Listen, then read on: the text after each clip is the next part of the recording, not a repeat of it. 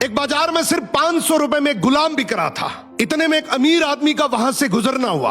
आदमी ने सोचा सिर्फ 500 रुपए में गुलाम बिक रहा है, इतना सस्ता, चलो खरीद लेता हूं। वो गुलाम के पास गया और पूछा कि तुम इतने सस्ते में गुलाम कैसे बेच रहे हो, कामचोर है क्या? गुलाम का मालिक बोला बिल्कुल कामचोर नहीं है, बहुत मेहनती है, सारी खूबियां हैं, बस इसमें एक ऐब है, ये कभी कभी चुगली कर देता है। आदमी ने मन ही मन सोचा कि घर में मैं और मेरी बीवी तो है, अगर ये चुगली करेगा भी तो किससे करेगा, खरीद लेता हूं। खरीद कर गुलाम को घर ले आया। कुछ दिनों तक तो गुलाम ने बहुत अच्छे से काम किया, लेकिन फिर एक दिन उसे चुगली का कीड़ा काटा। वो सबसे पहले उस आदमी की बीवी के पास गया और बोला, मेम साहब आपको पता है साहब का बाहर किसी औरत के साथ चक्कर चल रहा है। ये सुनते ही औरत सकते में आ गई और जोर जोर से रोने लगी। गुलाम बोला, अरे मेम साहब आप रो मत, हिम्मत रखो, मेरे पास इस चीज का पक्का इलाज है। मैं एक बाबा को जानता हूं जो आपकी इस मुसीबत को जड़ से खत्म कर देगा। आप बस एक छोटा सा काम करना, रात को जब साहब सो जाए तो उनकी दाढ़ी से कुछ बाल काट कर मुझे दे देना। औरत तैयार हो गई। फिर वो गुलाम वहां से उठा और आदमी के पास गया। उसने बोला, साहब क्या आप जानते हैं मेम साहब का बाहर किसी आदमी के साथ चक्कर चल रहा है। ये सुनते ही आदमी आग बबूला हो गया। गुस्से में आकर उसका गिरेबान पकड़ लिया और बोला, तू मेरी बीवी पर इल्जाम लगा रहा है। गुलाम बोला, आपको मेरी बात पर यकीन ना हो तो रात को आप सिर्फ सोने का नाटक करना, आज रात वो आपको मारने वाली है।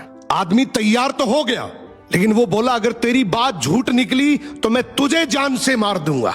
रात हुई, आदमी ने सोने का नाटक किया। उधर उसकी बीवी जैसा गुलाम ने कहा वैसा करने लगी। रात के 3 बजे हाथ में कैंची लेकर जैसे ही उस आदमी के पास पहुंची, आदमी तुरंत जाग गया। अब इस आदमी के दिमाग में गुलाम की बात तो चल ही रही थी। गुस्से में उसने अपनी बीवी को पकड़ा, हाथ में से कैंची खींची और आओ देखा ना ताओ, उस कैंची को उस औरत के गले में खोप दिया। औरत वहीं मर गई। जब औरत के परिवार वालों को यह बात पता चली तो उन्होंने इस आदमी को मार दिया। और जब आदमी के परिवार वालों को यह बात पता चली तो दोनों परिवार आपस में ऐसे भिड़े कि दोनों परिवार पूरी तरीके से खत्म हो गए। इसलिए कहते हैं शरीर में घुले जाने वाले जहर का तो फिर भी इलाज है, लेकिन कान में घुलने वाले जहर का इस दुनिया में कोई इलाज नहीं है। ये एक ऐसा जहर है जो नस्लें बर्बाद कर देता है।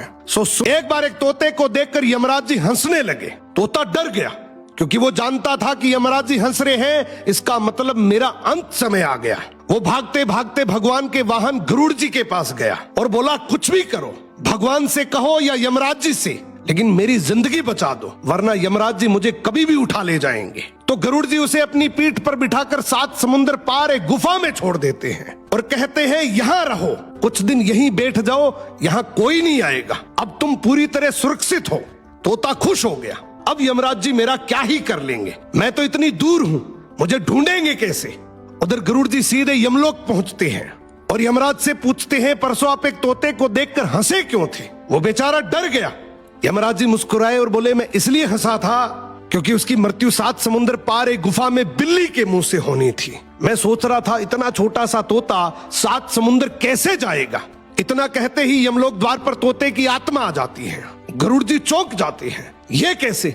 मैं तो उसे खुद छोड़कर आया था। यमराज जी शांति से कहते हैं, आप तो उसे बचाने ले गए थे, पर वहीं गुफा में बिल्ली उसका इंतजार कर रही थी।